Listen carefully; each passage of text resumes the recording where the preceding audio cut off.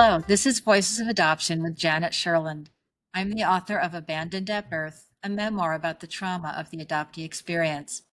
I'm talking with experts and adoptees about the ways in which adoption shapes our lives and the misconceptions surrounding the adoptee constellation. Today, I am thrilled to introduce Dr. Gretchen Sisson. Gretchen Sisson is a sociologist at University of California, San Francisco's Advancing New Standards in Reproductive Health. Her research spans adoption, abortion access, and media representation, drawing from hundreds of interviews with birth mothers across 6 decades. Her work has been cited in the Supreme Court's dissent in Dobbs versus Jackson Women's Health and featured in outlets such as NPR, The Nation, Vox, and New York Magazine. She's the author of Relinquished, The Politics of Adoption and the Privilege of American Motherhood, St. Martin's Press, 2024, and leads the Abortion On-Screen Project, examining abortion depictions in film and television. Gretchen, welcome. I am so honored and excited to have you here. As I've told you before, I loved your book, Relinquished. I think I recommend it and cite it multiple times every day. And one of the reasons is I learned so much. So much has changed about adoption that I really was not aware of. I was adopted back in the baby scoop era and a closed adoption in the 1950s when shame was really the biggest factor in unwed mothers giving away their children. And it is so different now. And as I've been talking about adoption over the past year, I'm shocked to see how misinformed our culture is about who relinquishing mothers are now and what are the circumstances and why are they relinquishing. There's also such really negative mythology around what that population looks like and what the needs are. And your incredible study over such a period of time of these birth mothers, the information you gave us, the studies that you did and their stories, just in every page of the book, I was gasping or shouting, and I just learned so much. So I'd like for those who don't know the book, could you tell us a little bit about the study, and then we'll really get into just talking about issues. But I think it's important for people to know how profound this study was and all that this book entails. Well, thank you so much, Janet, for both for having me today and for your kind words about the book. It really means a lot to me when the book resonates with adopted people, with parents who have relinquished, with people who are directly impacted in this community. But the book is really based on actually a combination of studies. So the first began in 2010 when I was in graduate school, and I began doing in-depth qualitative interviews with mothers who had relinquished.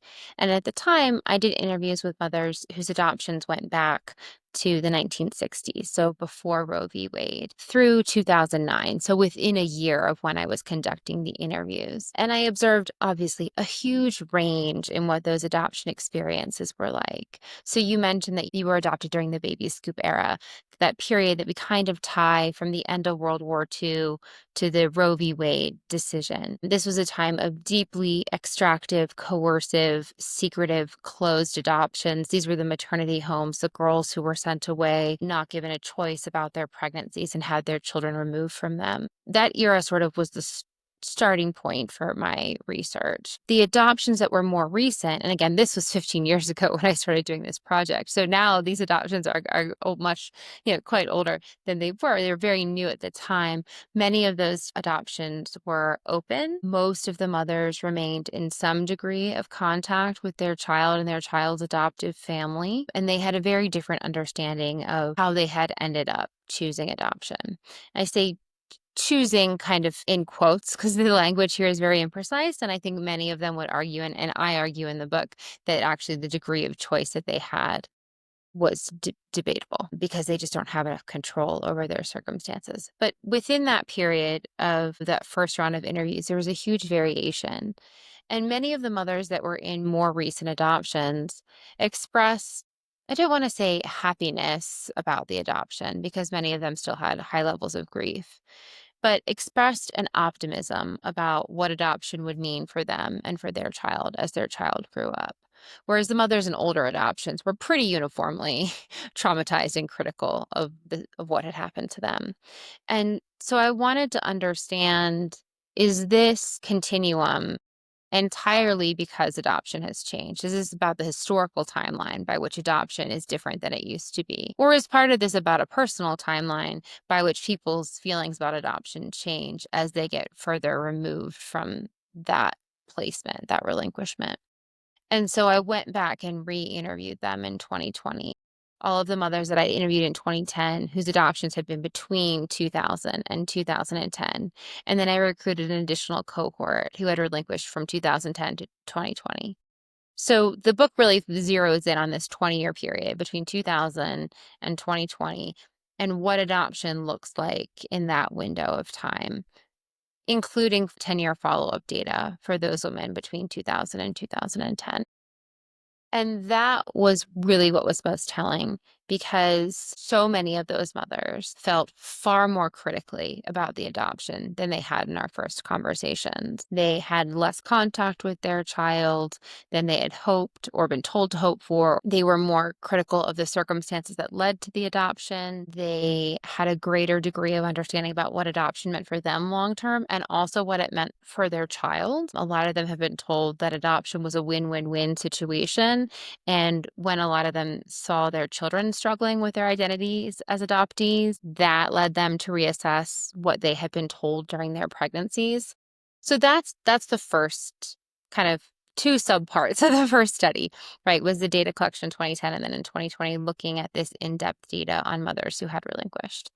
The other body of research that I worked on, kind of between those two, was that I got to work on the Turnaway study, which was a big research project at the University of California in San Francisco, where I am based. It was led by my brilliant colleague, Diana Foster, who has written her own book called The Turnaway Study that looks at the totality of the study, which was really not very much about adoption at all. The Turnaway Study looks at what happens to women who are denied access to the abortions that they want. So they arrive at the clinic to end their pregnancy and they are turned away from getting an abortion because of gestational age. What happens to that woman over the next 5 years of their lives? What choices do they make about their pregnancy going forward? What does it mean for them and their mental and emotional and psychological health? What does it mean for their physical health, their relationships with their older children, their relationships with the child that is born as a result of being denied an abortion, their future children? We followed them for 5 years. Many of them were pregnant again. What does it mean for their families?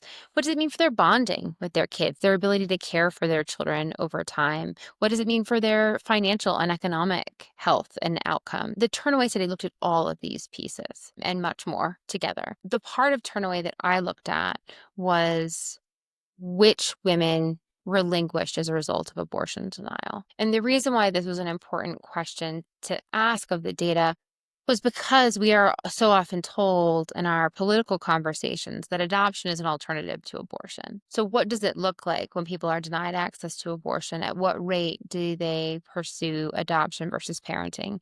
And we found that only 9% of women who were denied access to the abortions that they wanted ended up relinquishing. By far, over 90% of them were parenting as a result of the denial. And this a lot allied with what I saw in the qualitative data, which is that most mothers who relinquished didn't pursue an abortion. Some of them did, but most of them didn't. And most mothers who relinquished continued their pregnancies because they wanted to parent. And so what you have is adoption becoming the constrained choice in this scenario. If you can't get an abortion, then women will turn to adoption at a higher rate. Still, most of them will parent. If they can find a way to parent, they'll do that. Adoption is kind of this third choice.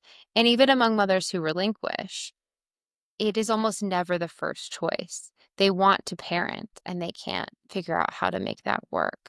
So adoption becomes this point of constraint where mothers are only turning to adoption as a survival strategy, a way of trying to accomplish safety for them or their child. For people who are in religious communities, as a way of working towards salvation or redemption if they believe that they've sinned by becoming pregnant, right? It is not something that is approached from a place of empowered choice. It is something that mothers end up doing when they feel they have no other path forward. again, so much new information and important information in your book. And I was shocked to hear the extent to which adoption agencies market and the huge budgets they have for this multi-billion-dollar a year industry and the marketing budgets they have, the electric sort of fence around, abortion, The geofencing. the geofencing. Can I clarify a little bit about how the geofencing works? It's a little complicated, but it's one of those things that I think really powerfully illustrates how these agencies work and how invasive the marketing is. So I always say your phone first knows if you're pregnant. Your phone knows a lot about you. It has a lot of data about you. But your phone also knows where you are most of the time, almost all the time, unless you have changed your settings to prevent that. And you'll see this in some more benign ways. So if I'm on an airplane, I have my phone on airplane mode, I land in a new city, I take it off airplane mode, all of a sudden I'm getting advertisements for theater listings in the city I've just landed in, hotels for the city I've just landed in, right? Your phone, it's going to tailor the advertising that you're getting based on your location. But adoption agencies were buying advertising for phones that were showing up in abortion clinics, and not just abortion clinics, but methadone treatment facilities, Title 10 health clinics, public hospitals, anything that suggested that a pregnant person was in a place of vulnerability or seeking help around their pregnancy or needing additional medical care, what have you, around the pregnancy. And so that's how that was working, is that they were getting these invasive advertisements for adoption agencies or for specific couples who were hoping to adopt based on this sort of geotagged fence that they were putting around the abortion clinics or these other types of facilities. And the reason why they are engaging in this very high degree of marketing toward vulnerable pregnant women is because adoption is a market and the demand is extraordinarily high. So we also have this idea that adopting is an altruistic thing, that we need more people who want to adopt in this country, that there are so many babies in need of homes. Within the private adoption market, you have up to 45 families that are waiting for every infant that becomes available for adoption. And thus you have incentivized agencies, attorneys, for-profit brokers, these other advertisers, people who specialize in search engine optimization, graphic designers and photographers who offer these marketing packages for prospective adoptive parents. All of these intermediaries are now incentivized to sell a package of services and then to market the idea of adoption as a solution to vulnerable pregnant women. And you see that playing out in a lot of ways. And that's part of why the cost of adoption is so high, right? Many adoption agencies are spending more on marketing than they are on legal services, than they are on attorney's fees, certainly more than they are on support for expectant mothers that they're working with. That's where the cost is that there are not many babies available. And so it is expensive to try to find them.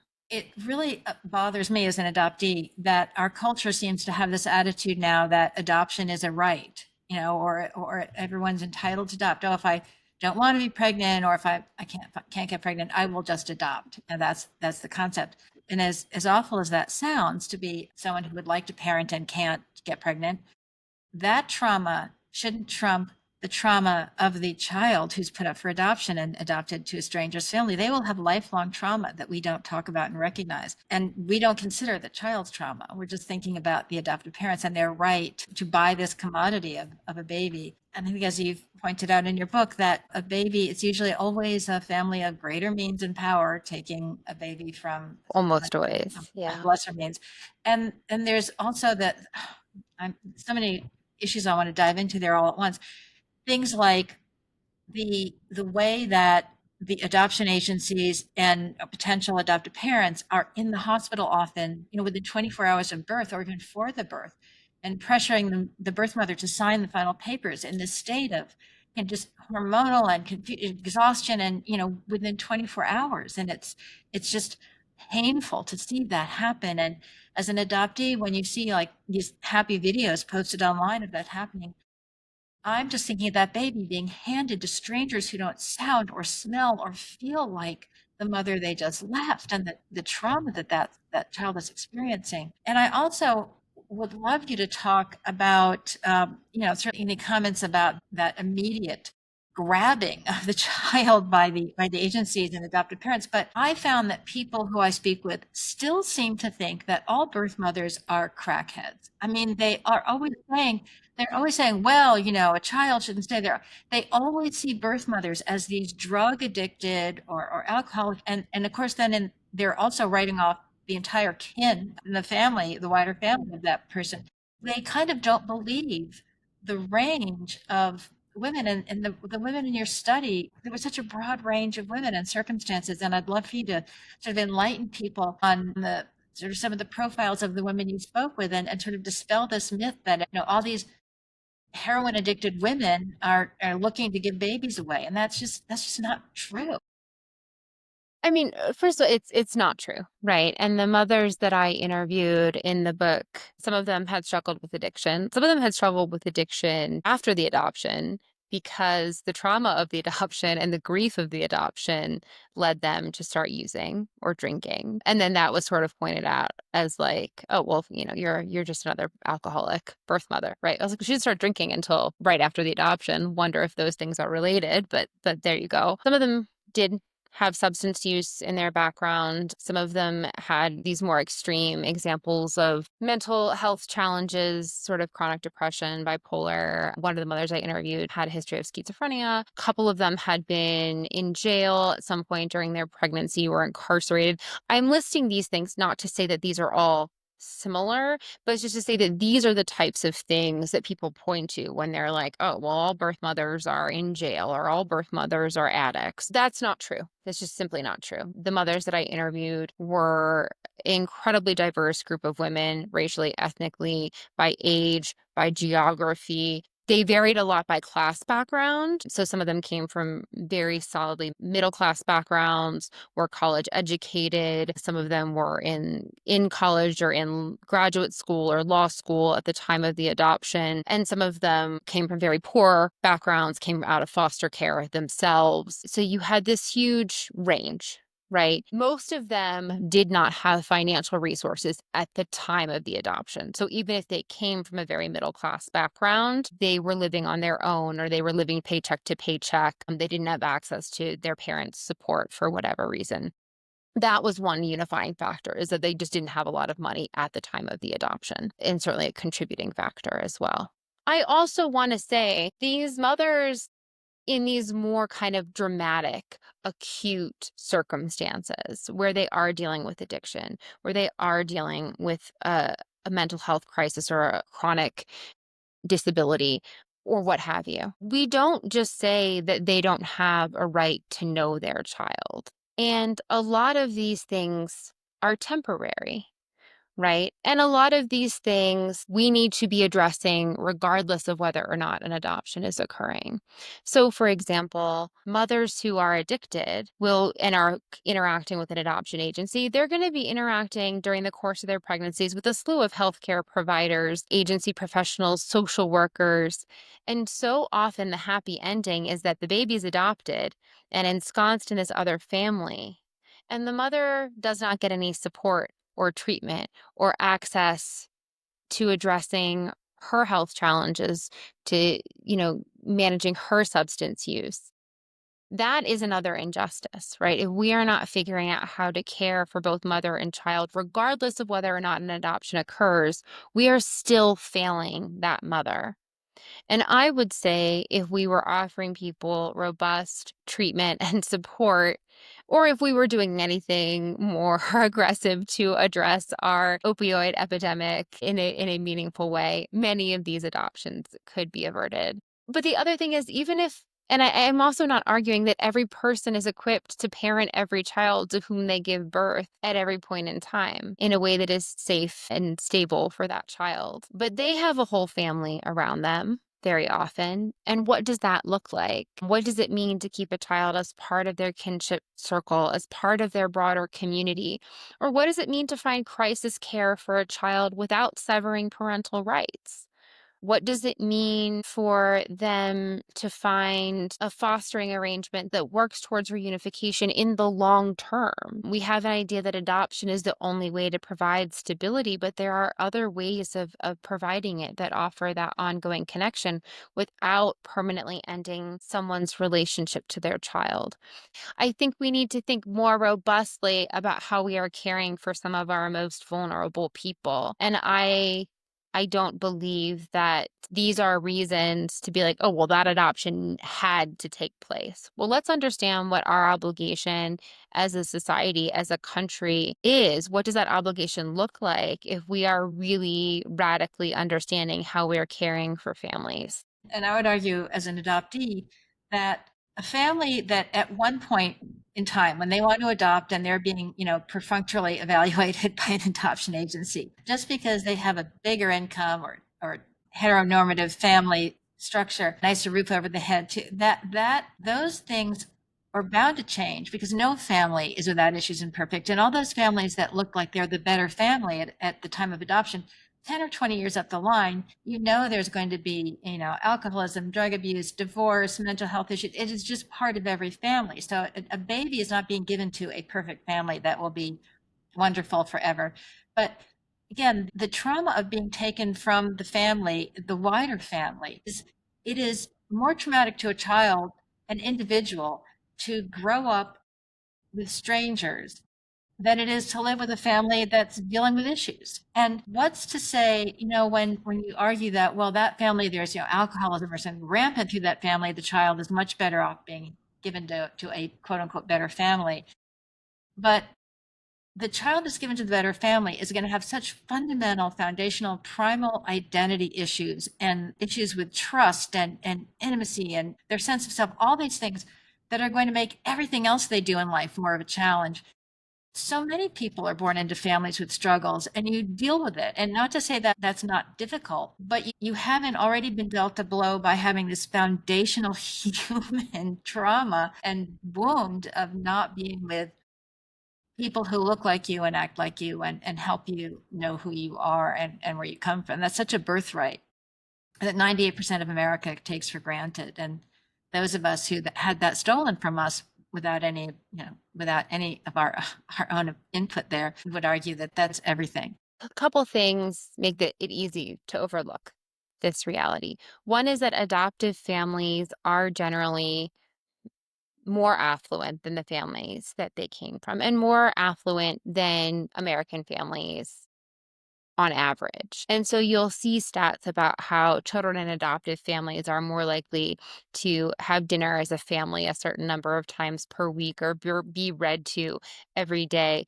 But that's because these adoptive families have more resources, right? You are more likely to have parents who have flexible jobs, or you're more likely to have a stay-at-home parent, right? But all of those things that come from that socioeconomic status will benefit the adoptee in the short term.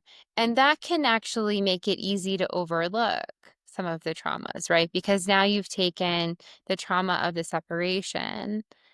Now, again, I'm speaking broadly, right?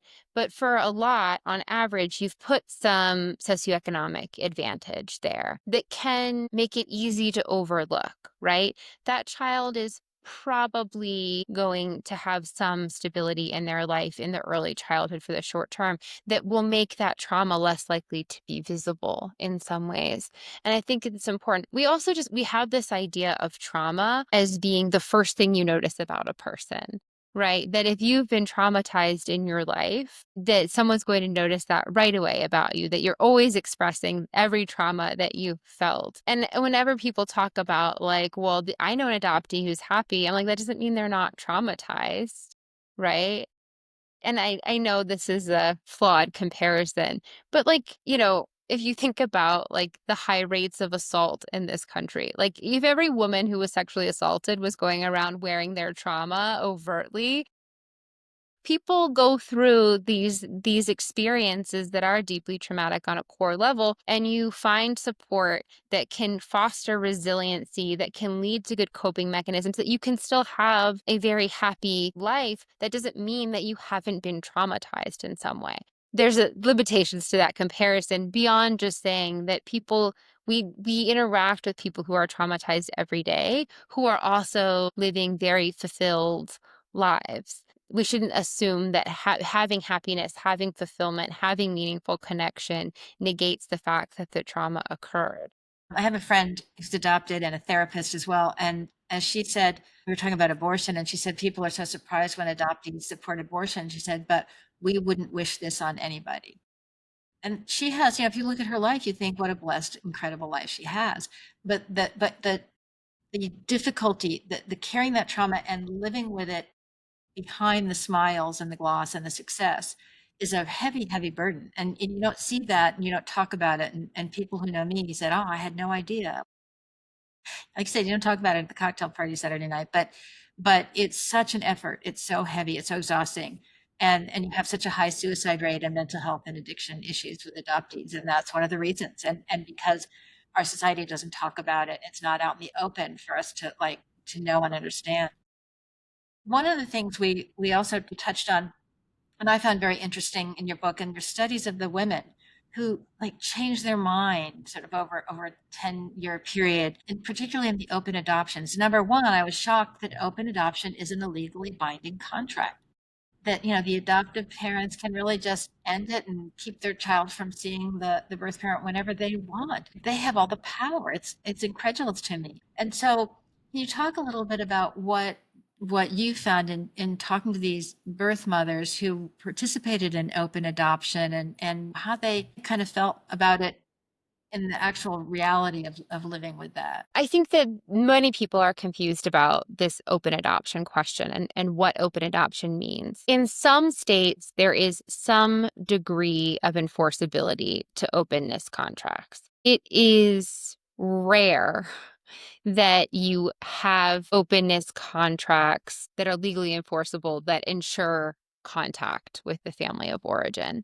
So, for example, in California, you can have a contract that's legally binding. Now, just because you can have a contract that's legally binding in California does not mean that most openness agreements in California are legally binding. It just means that you have the option of having one that could be. Now, how is it enforced? If the adoption has been finalized, the relinquishing parent does not have parental rights. They have this legally binding openness agreement, and you have an adoptive family that's not willing to engage in contact for whatever reason. Then you have to go to mediation. If the adoptive parents don't choose to come to mediation, oftentimes that's the end of the line. And this is supposing that the birth parent wants to challenge this. Maybe they have a fragile relationship. They're not seeing their child as much as they had agreed upon in this contract right now. But taking someone to court is a pretty sure way of blowing that all up, right? And maybe they're like, well, we can figure this out without attorneys. And maybe they just can't afford an attorney. Most of them probably can't afford an attorney to litigate this for them. And the odds that if this was legally escalated, that you would have a judge who would come in, because if the adoptive parents say, we don't think this is a safe person to be around our child, the judge is probably going to be like, yeah, well, you're the parents. You get to make that decision. So this is where it gess very fuzzy. Most open disagreements have no legal enforceability. They are not legal contracts. They are just agreements that may or may not have been written down on paper. And a lot of times agencies will market the idea of open adoption, even if they're operating in a state where there is no legally enforceable openness. But even when there is some legally enforceable openness, doesn't mean that that will have a meaningful impact on how often parents are able to see their children that have been adopted. I wanted to flag that because I think there's what is happening, and there's what's legal, and then there's how people are actually using it, which is not often. You had some interesting case studies, in some cases, birth mothers who, in the initial maybe years after placing or relinquishing a child, were very supportive of the experience and even sometimes worked for the adoption agency and encouraged other mothers. 10 years down the line, they were like, wow, I drank the Kool-Aid and now I'm feeling very differently about that. And I so regret so much. I found that really surprising and something certainly the public doesn't hear about. What were either some of the stories of women or in general, some of the ways or reasons perhaps that such a change occurred in a womanhood relinquished? Yeah. So I tell one of the stories I tell in detail in the book. Yeah, I call her Leah. Leah, when I first interviewed her in 2010, her son had just turned 1. This was a pretty new adoption. She felt great about this adoption. She was sad, like she was mourning her son, she was missing her son, but she felt like they had a great openness agreement. She felt very close to her son's adoptive parents. She, for a while, pumped breast milk, and her son's adoptive father had come and picked up the milk. And, they would say, like, oh, he had his shots today. And so we gave him a bottle of your pumped milk so that he could feel close to you and so that he could get those extra antibody, however they were framing it. And they bring up the breastfeeding example to just say, like, this is how close she felt to them. And this is how geographically close they were. Her son's parents could swing by. I don't think they went to the same church, but they went to very similar church communities, and she attended her son's baptism. She attended his first birthday party. They had pictures of her up in her son's bedroom. And so while she was sad about the adoption, she was very convinced that it had been necessary. And she was very convinced that it would be best for her child. And she was very convinced that they would have this warm, loving relationship with her forever. None of those things were true 10 years later. So when I interviewed her again, she said, I don't even think this adoption needed to happen. That the forces that had been pushing her toward adoption were her very conservative church community that kind of convinced her that she had done something wrong by getting pregnant. She had lost her job because she was pregnant, because she was employed by the church. They really framed it that she had done something wrong by having this relationship, by becoming pregnant, and that adoption was the way of saving herself and her child. This was the Christian thing to do. She also had been raised by a single mom, and she very much didn't want to be a single mom herself. Not because, mostly because she believed, like, she had this stigma around single motherhood, and she knew that it had been hard for her mother. And so she had never really explored that. And after her son's birth, these other people in her community said, we would have supported you, right? She realized after the fact that she probably had more support than she realized. She also very soon after the adoption started dating the man who would become her husband. And now, who knows if they would have started dating if she'd been raising a child, who knows if they would have been married, but that she realized that just because she didn't have a partner at the time she was making a decision wouldn't have necessarily meant that she didn't have a co-parent for her son's entire childhood. And so the retrospect had given her a very different way of understanding the things that she felt were really important that led to the adoption. The idea that this was the Christian thing to do, she no longer felt that way. The idea that being a single mother meant she wouldn't have had any support. She realized that she could have availed herself of more support than she potentially realized. And that having a partner in her life made her realize that maybe that being a single mom would have been not a long-term thing. The second thing that she had been told was that adoption was best for her son. And she actually struggled in a lot of ways with seeing how her son was being raised. Turned out her son had some neurodivergencies, and ironically, her husband had similar neurodivergencies. And she actually said, he would have been a great stepfather for my son. And she saw his adoptive parents kind of struggling with knowing how to care for this child that they didn't totally fully understand. And she felt in a lot of ways like she connected better with him when they had their time together. And she knew that her son missed her as well. She saw this grief that he held on to as an adoptee. And so this idea that she had been given that adoption was going to be best for him, she was no longer convinced of that. And then the third piece, that they would have this level of openness over time and this level of caring between her and the adoptive parents. She felt very close to her son, and she did see her son fairly regularly. So he was 11 or 12 at the time of our second interview. But as she had moved away from the conservative religion that had kind of led to the adoption, she actually felt really alienated from her son's adoptive parents because they remained deeply immersed in that conservative evangelical community. And so she didn't really feel like she had a direct connection to them anymore. So all of these things that had led to this sense of optimism and belief that adoption had been good had gone away 10 years after the fact. And I use this one example because I think, the illustration really drives home how these things sort of unravel. Even with fairly well-intentioned parties, they unravel. This happened in different ways in story after story after story. And sometimes you would have adoptive parents who just cut people off, right? Who weren't well intentioned. Yeah, I think it's fascinating to read all the stories of the mothers that you've had, the realities and all the different circumstances that have led to their change of mind and or their perception, their perspective on adoption over a period of time. Again, I just so heartily recommend your book to everyone. It's just fascinating and so full of such important information and something that helps explain a lot, I think, to those of us that are adopted and also aligns so much with the inequities that we live with and that are not talked about and not recognized. I just want to read on the last page before your appendixes, that sort of middle paragraph. I'd like to just read it. I keep experiencing this sort of the same thing as I'm talking about adoption. You wrote, "This book may be uncomfortable reading for those who have never considered the practice of adoption deeply, and especially those whose families have been happily formed by adoption. But neither the solidity, safety, and love of many adoptive families, nor the stories of those happy adoptions, negate that adoption is a practice rooted in inequity.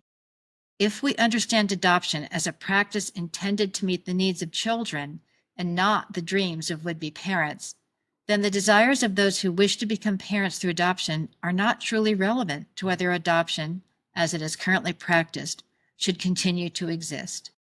Relinquishing parents do not owe anyone their child." But, again, it's so true, that sort of almost arrogant right that people feel now that they have to be a parent and they'll do it just adopting. As we close, what else would you like to say? And also, what would be your priorities if you could wave a magic wand and have our society make some of the biggest changes? How would you like to leave our viewers thinking about all that you've learned and what you take away from this? Well, that's a big question. But I think, and this is something that I've been thinking a lot about just a couple weeks ago, that this bill that passed in Washington, D.C. And there's a lot of garbage in that bill. Very little of it having to do with adoption, although not zero having to do with adoption. The disregard for care in this budget that our federal government just passed, the willingness to leave people without health care, without the security of housing and food stability and all of those pieces, and the absolute disregard for the planet that the next generation will be able to inhabit. Children don't get to vote, and I'm not making the case that they should, but children do not have anybody in our government that is driving an agenda for them, right? That is centered on them as a constituency. And that's why whenever I talk to elected officials about this, they're like, well, I've just heard from a lot of people in my district who want to adopt, right? Prospective adoptive parents.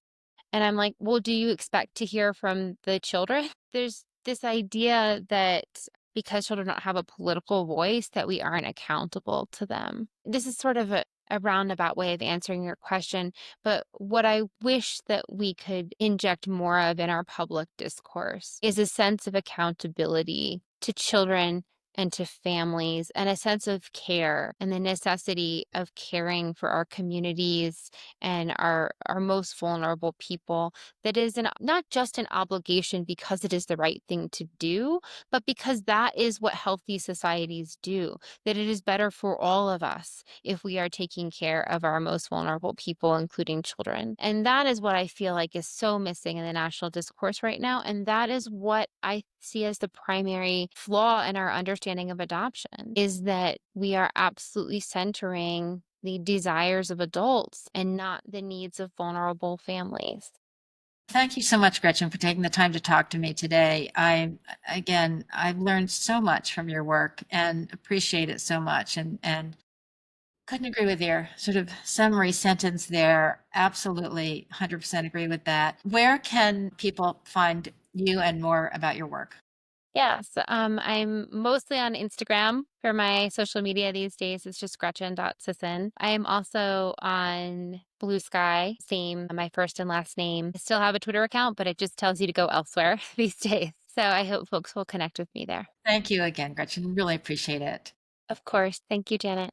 Thank you for listening to Voices of Adoption. I'm your host, Janet Sherland. You can find me online at abandonatbirthbook.com. and on Instagram at @JanetSherlandOfficial. My book, Abandoned at Birth, is available through Amazon, Barnes & Noble, Books A Million, and bookshop.org. Thank you.